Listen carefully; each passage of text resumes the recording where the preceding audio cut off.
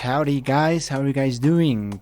We were just watching literally 5 seconds ago the Mexican-American border war Manifest Destiny, which is the second part of a 3-part series from the YouTuber Kraut. So go support the original creator. He's created a really amazing series, and it definitely deserves a lot of support for that.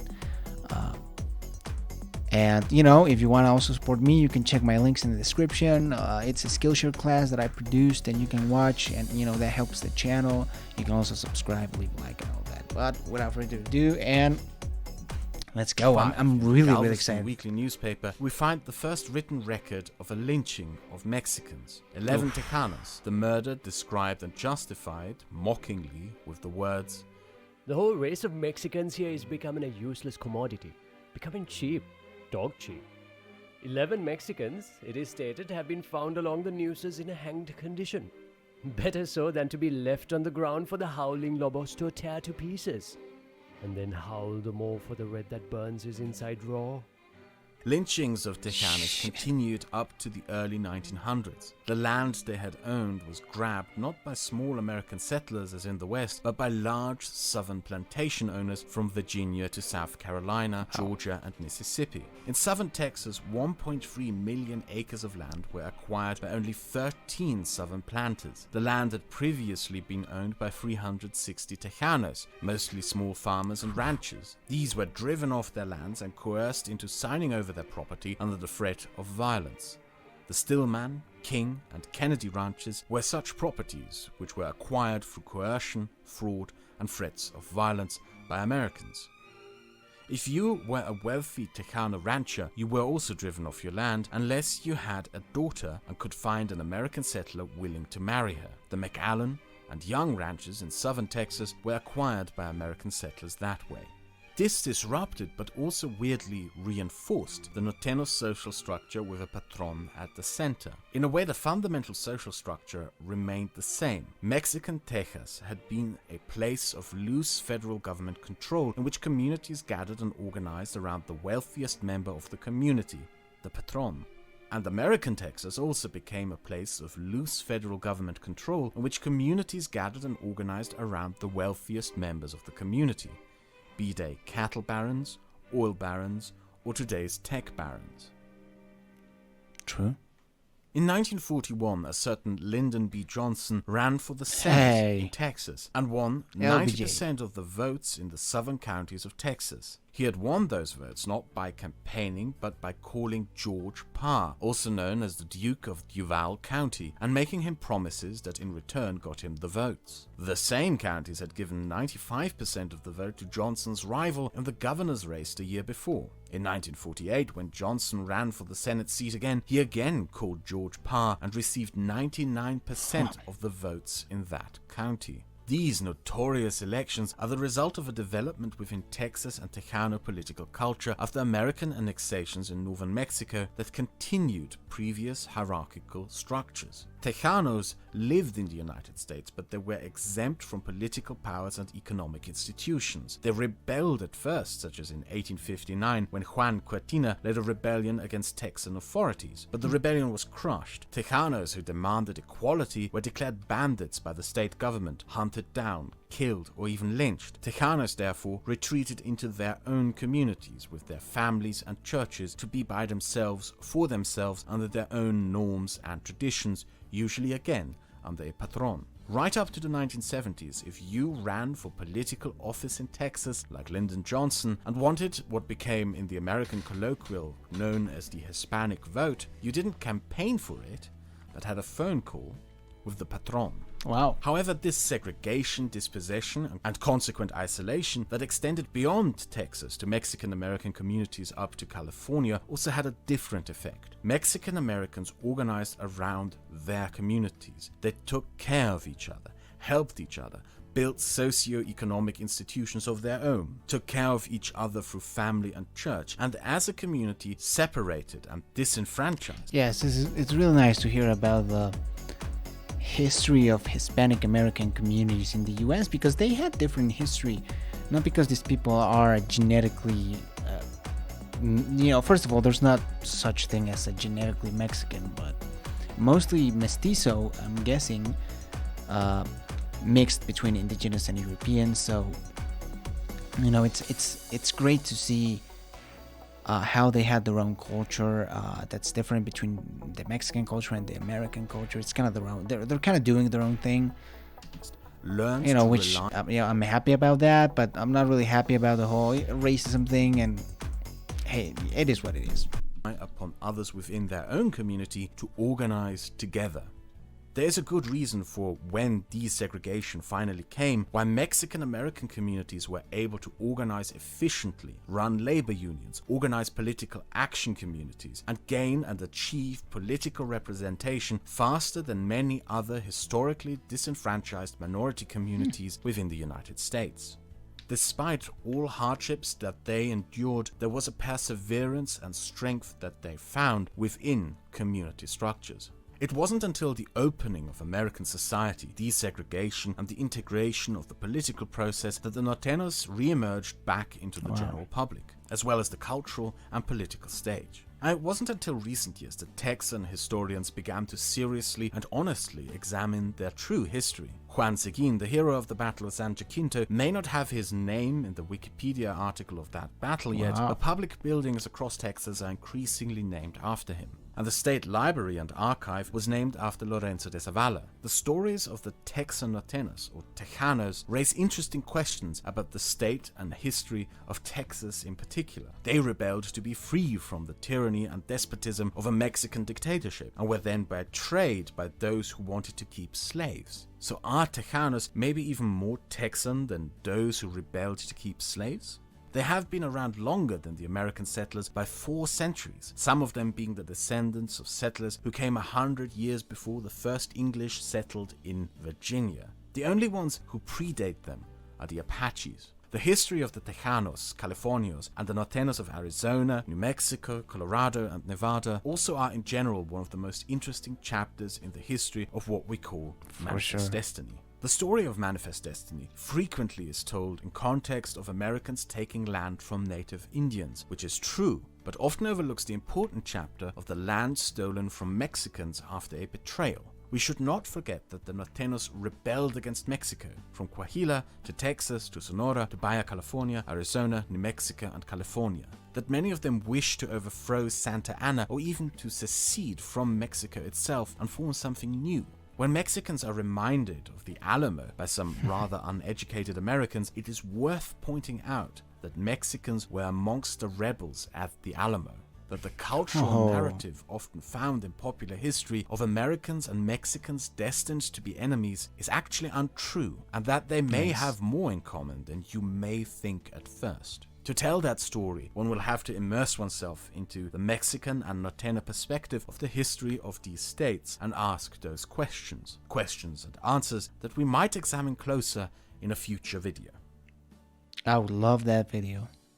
What matters for us here is that the Norteños formed a cultural parcel of the United States, not completely Mexican, as they were separated from that and molded over centuries into the American socio-political cultural framework, but not fully part of the Anglo-majority cultural set in America, as they shared a culture with Norteños across the border. But they also differ from last century's Mexican migrants in culture a lot, especially from those that came from southern Mexico. They show us one thing predominantly, that when you boil it down to basics, there is rarely such a thing as a cultural border.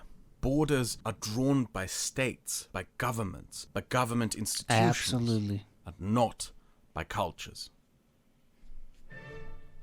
And when this border was drawn, it fell into a time of extreme political friction. Post-Texan independence, Mexico was even a greater shambles, inspired by the Texas example. Yeah, Texas is probably, and I don't want to talk for other Mexicans, but it's a huge national disgrace. It's one of the biggest national disgraces that here in Mexico we remind, right? Losing Texas, people are embarrassed about it. People are not proud about the whole war or losing Texas, especially now that Texas has a lot of oil, and it's just like, oh crap.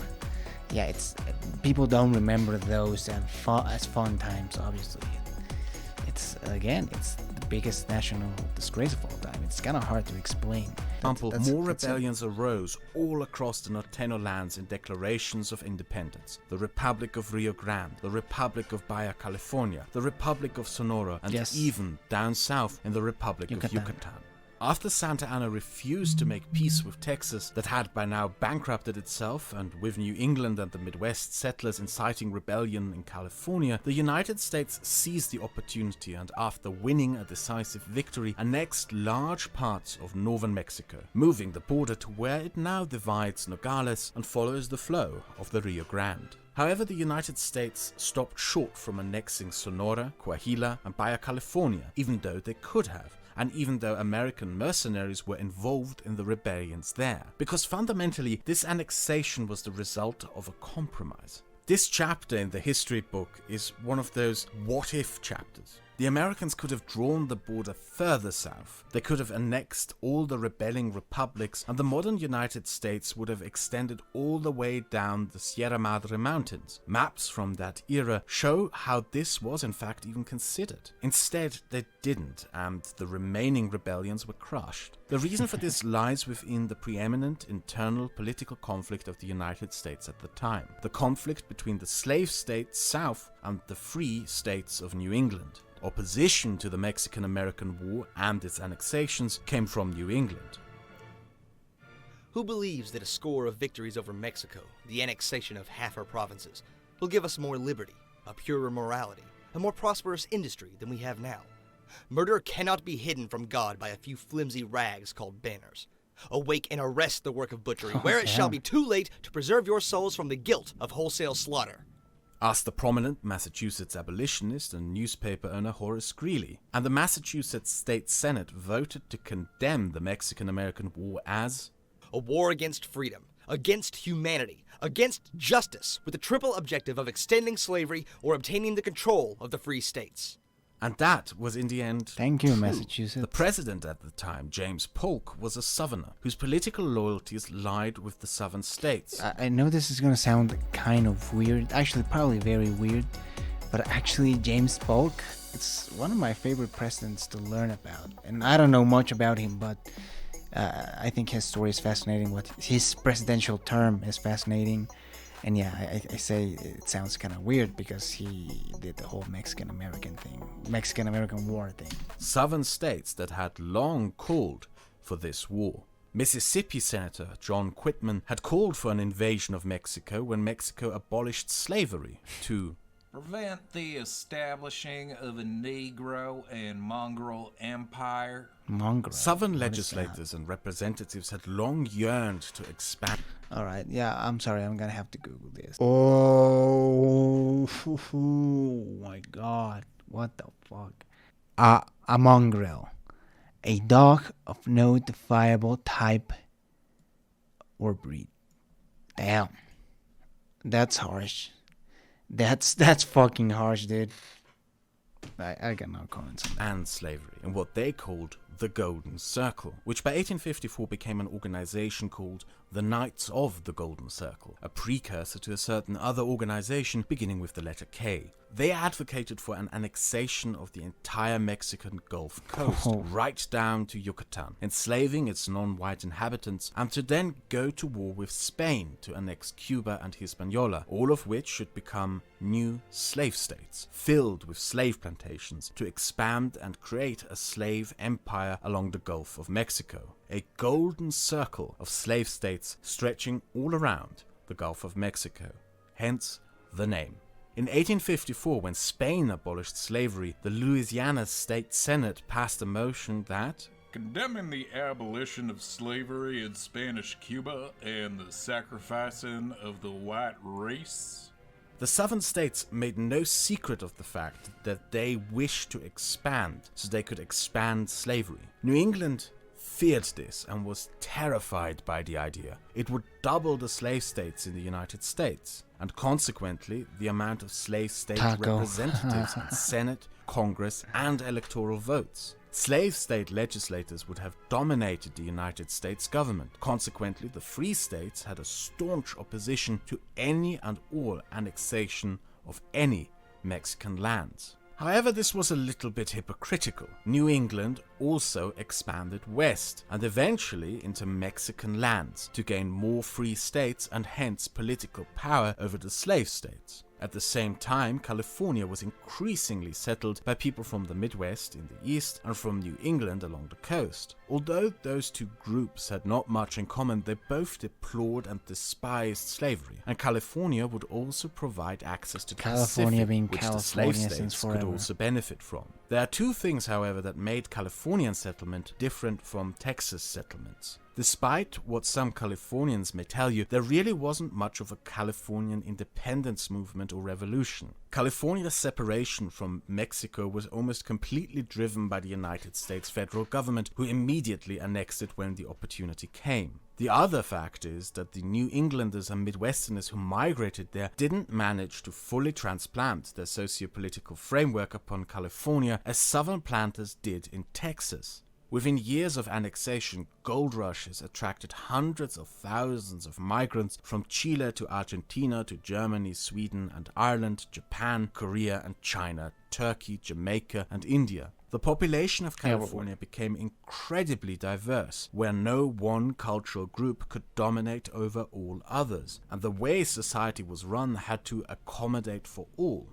The influx of immigrants also generated capital that fueled industrial development in sectors such as railroads, steel, manufacturing, farming, shipping, and more. In New England political culture, the well-being of the community had priority over the well-being of the individual, as it had developed out of Puritan English culture. But in California, the influx of migrants and the growth of industry through migrant groups, as well as the import of more cultures, resulted in individual freedoms taking a more prominent position on the stage as common values. Community values in California tended to be centered around groups of communities and churches, be they Mexican-American farmer communities, Japanese farmers, Argentinian miners, Irish and American harbor workers, or Chinese railroad workers. California politically aligned itself with New England, but socio-politically developed very differently. Racial segregation, as implemented in Texas, was attempted but less rigorously enforced and eventually collapsed. Mexican culture and Catholicism persevered to mix and mold with English culture and the various new arrivals into something unique and new, while the Latinos of Texas remained mostly as they were. The Tejanos were segregated and consequently preserved much of their communal structures. In contrast to that, the Californios participated within the socio-political framework of the American society that formed. They helped reshape it throughout the coming century, but also themselves became a lot more American. California in the end became a mixed patchwork of cultures mixed together in a pioneer society. With no dominant cultural group, it needed to build a political structure that appealed to all. It became the place you went to start a new life, not just if you were American, but from anywhere in the It pretty much became the Golden State world. A place more tolerant than most other parts of the country, which would therefore in its own regard significantly shape the United States. And while the Free States worked on bringing California into the Union, strategically the Free States also came to agree to an annexation of Texas as a slave state as part of a compromise. Texas to them seemed worthless, a scrap of desert with some parts where weird black liquid that stank of sulfur pierced through the sand, so nothing too valuable. But as a desert, perfect as a protective buffer zone to protect Louisiana and its New Orleans port, which, as the mouth of the Mississippi River, was the Achilles heel of the 19th century American economy. With annexation, an invader would have to take the long, difficult march through a hostile desert filled with Apaches and angry Southerners to get there. And unlike Mexico, the United States had another advantage that contributed to these annexations happening. For centuries, Spaniards and Mexicans had struggled with the difficult geography of the Chaparral. Attempts to enforce their state structures upon the region had failed miserably. The Spanish state had not the means to do so, and the Mexican state, which had inherited much of its political and economic structures from Spain, was too weak to do so either. But for the Americans and their state structure that had developed from the 1600s onward, which allowed for a more decentralized government structure, it was more possible. The geography of the Chaparral was and still is to this very day difficult for any society and state to control, but the institutions of the state that had developed in the United States made it easier for her to do so than for Mexico. This, together with the expansions driven by Manifest Destiny and the drive by free states and slave states to expand their political power, in the end would form the basis for a political compromise between those two rival factions within the US government. California would be annexed as a future free state and to get access to the Pacific, and Texas as a future slave state that protected Louisiana as a strategic buffer. The border that today separates Mexico from the United States was not drawn by culture, language, geography, religion, ethnicity, or even just as conquest spoils of war. It was drawn as a compromise between two rival political camps in an attempt to prevent a civil war.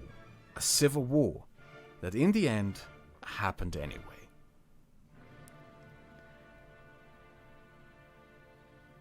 Next chapter is gonna be about the Civil War. Go on, show it to me, baby.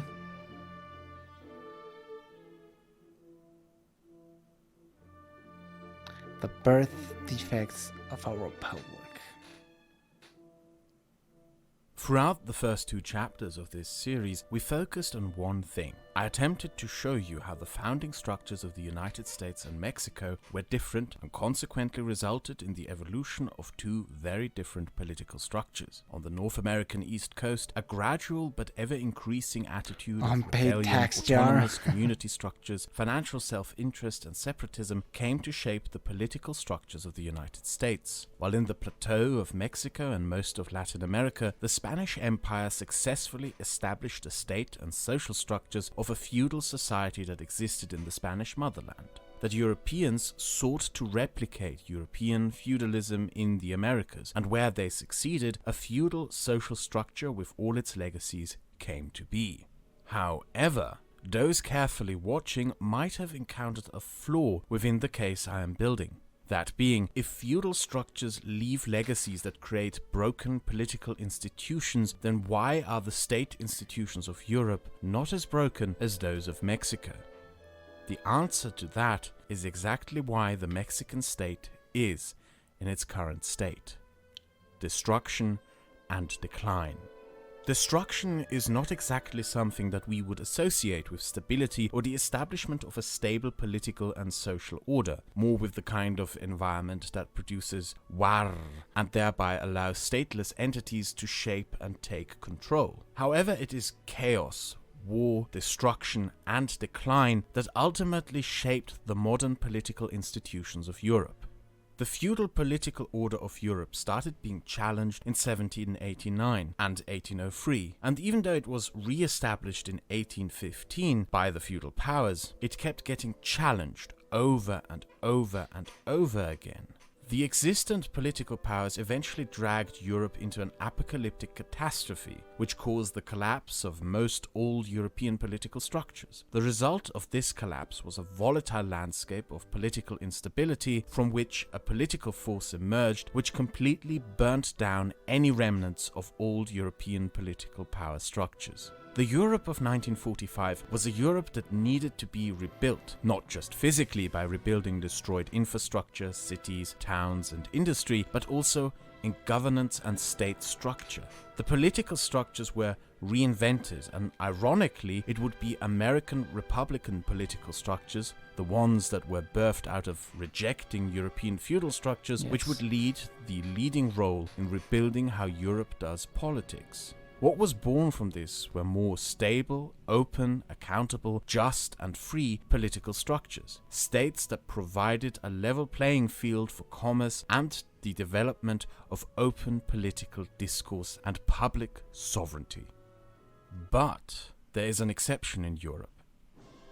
A state untouched by the apocalyptic events that rendered Europe to ashes. A state that remained outside of the consequent rethinking and rebuilding of Europe. A state that gives you an idea of what happened to Mexico because its recent political developments have been somewhat similar to Mexico. Spain. Spain went through all the political turmoil that the rest of Europe experienced, but it stayed out of the final apocalypse, instead opting for its own smaller apocalypse, a war won by the forces of old Europe, who then proceeded to try and create a weird, romanticized, nostalgic yet modernized vision of an old Spain, however with none of the charm, a disregard for culture, brutal totalitarianism, an economy dependent on a wealthy class that almost resembled 19th century European aristocrats, and deep institutional corruption. This disheveled tumor on the Spanish history book eventually collapsed into itself, but the structures of this Spanish state, the way governance used to be done within it, still partially remain and haunt Spain to this very day, in corruption, lack of public accountability, regional instability, nepotism, and calamitous economic decisions resulting from backdoor deals. Something that is colloquially known in Europe as the ghost of Franco. The diarrhea that you get if you drink tap water in Mexico is colloquially known as Montezuma's Revenge, a somewhat superstitious and funny name invoking the ghost of the long-gone Aztec emperor returning to haunt those who now inhabit his lands. But in a way, it is true. The failure of the Mexican state to provide even basic sanitation systems for large parts of the country's water supply network is the result of a legacy of centuries of corrupt practices and failed states. You could call it the ghost of Santa Anna, the ghost of Diaz, or the ghost of the PRI. What it, however, shares with the ghost of Franco is that Mexico, just as Spain, never underwent a period of restructuring its state and completely abandoning the old, corrupt, outdated, and inefficient ways. The first rebellion. How does the saying go? Like a father, sound like a father. I don't know, but yeah, we're basically replicating what our dad left us with. The rebellion of the Mexican War for Independence was the Hidalgo Revolt. An uprising of disenfranchised peasants led by a priest, primarily not against Spain but against the tyranny of the colonial elites. The colonial elites crushed the revolt only to then fight for independence against Spain because Spain wanted to cut down on their ability to rule as small tyrants. Mexico was left in ruins, but it was the tyrants who rebuilt the new independent Mexico. But Mexico also had other chances. It had more cataclysmic events that left the country in ruins and could have resulted in a rebuilding and rethinking of the Mexican state into a less corrupt, more democratic and just entity. The end of the Mexican-American War, the Reform Wars, the end of the French occupation and the revolution in 1910. All of them, But it blew all of these chances. Every time it ended up being the forces of old who dictated that the future was the past. Let's return to where we were. While the Americans were annexing Texas and California, the Europeans were licking their wounds after decades of revolutions and wars. They had also lost considerable revenue from the loss of colonies in the Americas. The new world that they had intended and used as a cash cow was increasingly slipping out of their fingers. And when the Mexican Republic refused to pay debts to the French and Spanish, it seemed like a perfect opportunity to reassert and rebuild influence over the Americas. Since Mexico was also a weak state that had just come out of a costly war, it seemed like a perfect target. The French invaded Mexico and placed an Austrian monarch on the throne of a state with a god-awful and complicated flag to draw. The French were supported in this endeavor by all major European powers who wished to rebuild a European sphere of influence over the Americas again. However, what the Europeans overlooked was that if the Mexican state had difficulty running Mexico, well, what made them think that they could somehow do it? Additionally, very few actually wanted the European overlords back. There were some supporters of the Mexican monarchy, especially amongst the Mexican elite, but other than that, only the Confederacy and a dying Brazilian monarchy supported this French puppet monarchy. The Republican Mexican army fought hard throughout the land, and even though the French managed to occupy many major cities, they got bogged down in the guerrilla war in the countryside, and could, just as those who preceded them, never establish any control over the north, where the Norteños had zero interest in being told by the French what to do. In fact, the capital of Mexico during the occupation was there, in Ciudad Juárez. The Americans were also furious. They even considered entering the war on the side of Mexico to kick the French out. But they were were fighting preoccupied with their own war, war, which didn't prevent them from providing aid and encouraging American volunteers to go south and fight the French, which several thousand did. In the end, France lost, which Mexicans commemorate to this day on Cinco de Mayo, the anniversary of the first major defeat of the French 5 years before the war ended. This is a chapter unjustly underrepresented in modern history curriculum. It is an important turning point. This marked the final end of European geopolitical and colonial ambitions in the Americas. More than just a Mexican victory, it can be seen as a victory for the entire family of American nations to have the right to determine their own future and destiny without European interference, and making it very clear at the time that the borders of European imperialism ended on the coastlines of the two American continents.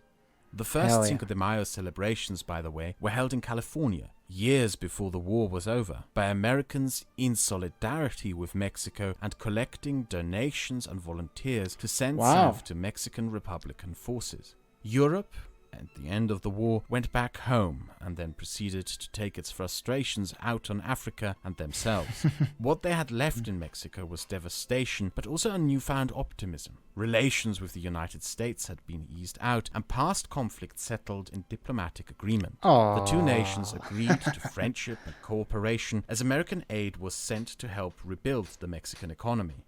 It was at this point that history could have gone a different way, that the state structures of Mexico could have been rebuilt differently. But that didn't happen. Instead, what happened was the Porfiriato, named after Porfirio Diaz, a hero of the war against France who became president in 1884.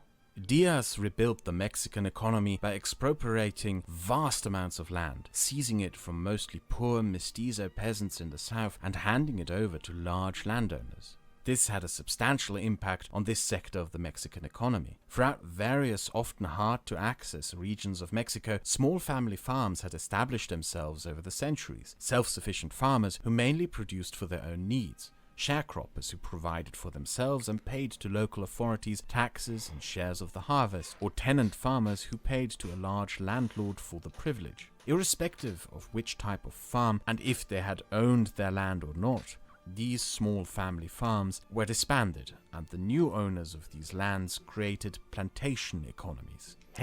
Yeah, this period is also very complicated, and even people in Mexico don't really understand this because there seems to be a lot of Mexicans who really want or like this period because Mexico modernized, and that's true. In this period, under that guy, Porfirio Diaz, who's like the dictator kind of guy, Mexico modernized. They got a lot of European stuff, like trains, for example. That was a big deal, and a lot of the cities modernized, and there was European immigration even to Mexico, right? That was the whole focus. But in reality, it was just elites getting richer and poor people getting poorer. That's what was mostly what happened, and that led to a revolution. Plantations that produced fibers for rope, sorghum to be used as cattle feed, coffee for a global demand that exploded during the late 19th century, and sugarcane to produce sugar or rum and foodstuffs. What all of these crops had in common was that they cannot be produced as a family crop. These highly labor-intensive crops require the kind of substantial investment in capital and labor that a small family farm cannot bring up.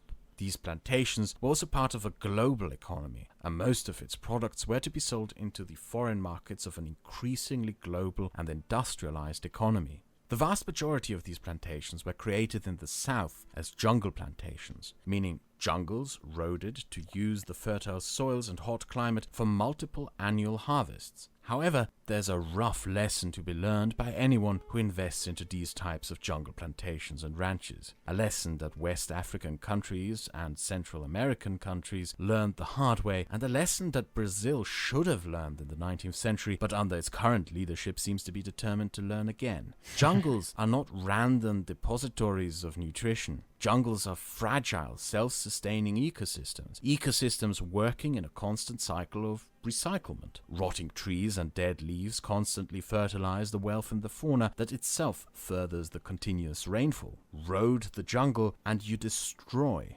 that cycle. When building your ranch or plantation on the remaining fertile soil, you are bound to get some years of very rich results. But with the cycle broken, you will run out of nutritious soil, and eventually you will have to spend an enormous amount of the profits made into fertilizer. Consequently, jungle plantations end up becoming a cycle within themselves, a self-sustaining poverty institution that keeps entire segments of populations trapped in low-income, low-skill, yet labor-intensive jobs with little innovation, from the Gold Coast to the jungles of Central America. The only way you can continuously run the jungle plantation and still rake in massive profits is by continually roading more jungle or by having unpaid labor. With the institution of slavery, Caribbean plantations racked in gigantic profit margins, and to ensure enormous profits, Diaz went by similar means. Dispossessed small farmers, mostly mestizo, ended up working for close to nothing as indentured servants, debt laborers, penal laborers, or sometimes even just kidnapped and forced to work in a new, industrialized but still exploitative plantation industry. The low point of this economic practice came when Diaz forcibly dispossessed the native Yaqui people who had lived largely untouched in the northern state of Sonora. Not only did they have their lands taken, but almost the entire people, around 8,000 of them, were deported to the southern state of Yucatan and forced to work as slaves on plantations in a supposedly civilizing forced labor system, eerily similar to that of the Spanish missions built 2 centuries before. This started a gradual change in the prosperity and balance of wealth of the nation. The South became dominated by rich plantations, which gave the illusion of the average wealth rising throughout the South, but in reality the South started becoming poorer and poorer due to the massive population of Does that sound like the south of another country? Impoverished farm laborers that worked these plantations. It is argued by some that the Porfiriato made Mexico wealthier due to an increase in GDP. But as this policy and others clearly show, it made Mexico poorer, as GDP can increase while the wealth and average living standards of average citizens does not, or even declines. Diaz also handed out these plantations as monopolies to his close allies and friends in the Mexico City business and political elite. Additionally, he handed out large monopolies in mining and other economic sectors to his political allies. The new industrial Mexico would mainly produce raw materials for foreign industrial markets. It meant that Mexico would spend the Industrial Revolution serving those who actually underwent that economic revolution, rather than revolutionizing its own economy.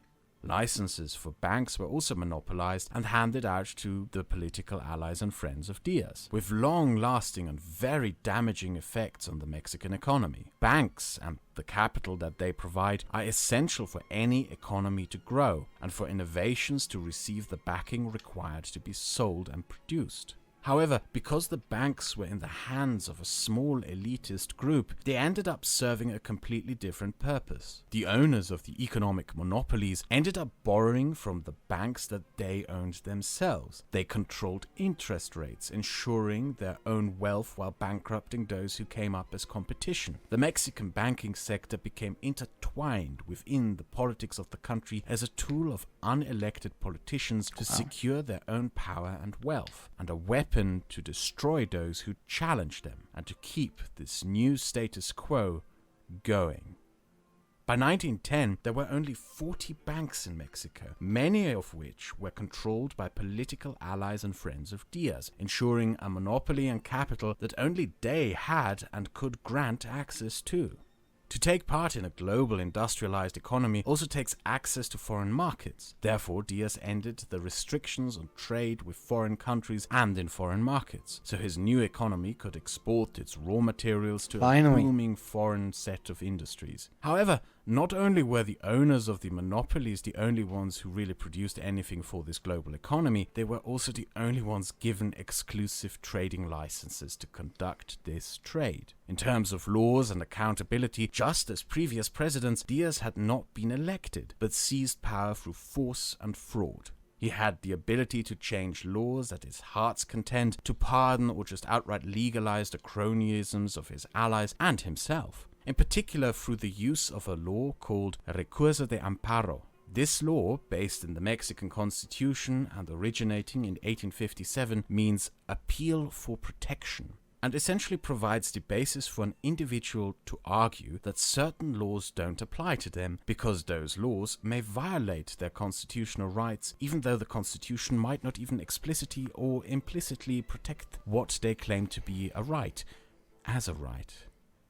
This is confusing, and it was introduced in Mexico as a supposed protection for individuals against the state, and copied throughout many Latin American countries. But throughout Latin America, but especially in Mexico and Colombia, this law ended up being used by corrupt politicians and gangsters alike to escape prosecution and investigation through obfuscating the legal process with obscure arguments over obscure rights supposedly violated. That's literally it. I have a right to be a crook. When their activities and persons were being investigated. In short, crooked business, corruption, and criminal activity in Mexico by state officials and wealthy elites, through this, not only ended up being state-sanctioned, but legally protected.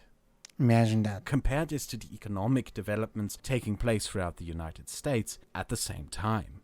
The American banking sector was born into scandal and fraud, established, just like in Mexico, by politicians in collaboration with the wealthy to enrich themselves. However, a substantial difference to Mexico is that politicians involved in such scandals got voted out. Engaging in this type of corruption became increasingly risky as an American civil society expanded and developed. Banking was also not monopolized. Banks were created by private firms and persons throughout the country without approval by the state. In 1818, there were 338 banks in the United States. By 1910, there were 27,000, expanding both capital and its availability to average Americans. If you wanted a loan to start a business in the United States, you could get that loan very easily, and this availability of capital would do wonders for the American Industrial Revolution. If you had an innovation... That is so interesting, because you can still see that today. The first time I went to America kind of by myself, I realized that the acquisition of debt, meaning getting a loan from the bank, it's fairly simple. It's super easy, and some of my American friends were the ones who introduced me to concepts like a car loan.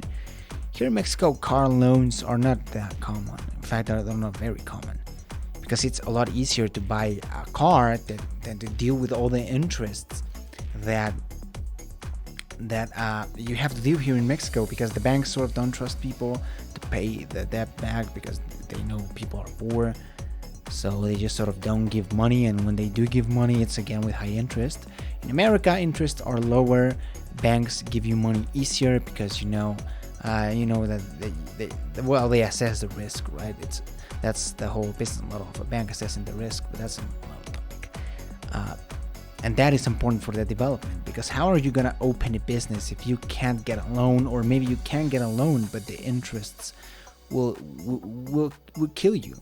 The interest lower your percentage of success because they're so hard to pay. In America, you get a nicer loan with lower interests. It allows you to open a business more freely. And that's the difference. That's really why Mexico doesn't really develop. And needed the capital to build the capacity to produce and sell your product, you could do so. The reasons for this are found in the patent law system of English law. In 1623, the English Parliament passed a Patent Act, which stripped the English king of the power to grant royal patents and monopolies. Grounded in English law was now the ability for people to be granted patents by public representatives. Laws that also shaped American laws and remained within American laws long after independence. Unlike in Mexico, you didn't need to plead with the state to be granted the privilege of doing business. You had that right. And you could additionally demand from the government to protect your rights from being violated by others. If you had an idea, yes, you could patent that idea at a low cost and then sell that patent to some other corporation or company to receive more capital to then continue creating more patents for more innovations to then use your capital to build and expand your business. In the United States, the existing socio-economic and political structures meant that it could fully, not just as a state and society, but through the efforts of its citizens, participate in the Industrial Revolution and drive it onward into eventually becoming its leading nation. The only exception in the United States was a place developing into a similar economic direction as Mexico at the time, which was the South, where despite the abolition of slavery, a black population was held in indentured servitude, where they, despite developing some of their own economic infrastructure by and large, remained an underclass in a corrupt elitist society, and where innovation and economic development struggled to take hold until very recently. In contrast to the United States, in Mexico, the socio-economic and political structures of colonial Spain that were adapted into a republic now adapted again to find space within the Industrial Revolution and to continue. However, as the elites of Mexico City prospered and schemed, discontent amongst average Mexican citizens started to increasingly boil beneath the surface. I already know what the next chapter is going to be. Blow up into a full-blown revolution.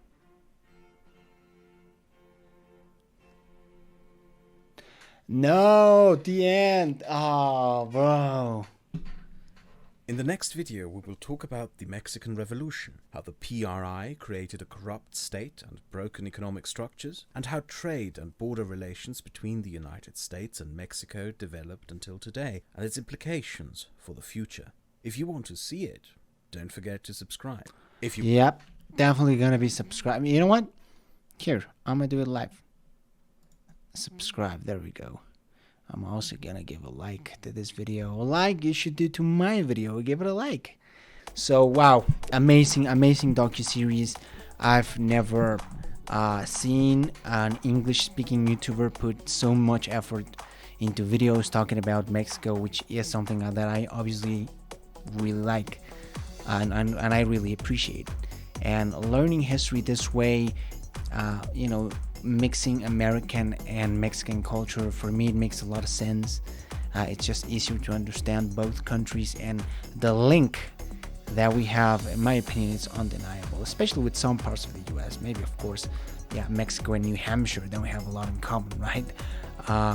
But Mexican history and Texan history, Mexican history and Colorado history, there's a lot of states that truly owe a big part of their history to Mexico, and Mexico too. Mexico wouldn't be what it is today without the US. But anyway, I'm gonna stop talking. If you like, please check me on Instagram, Twitch, or YouTube. Subscribe to my channel, and I will see you very, very soon.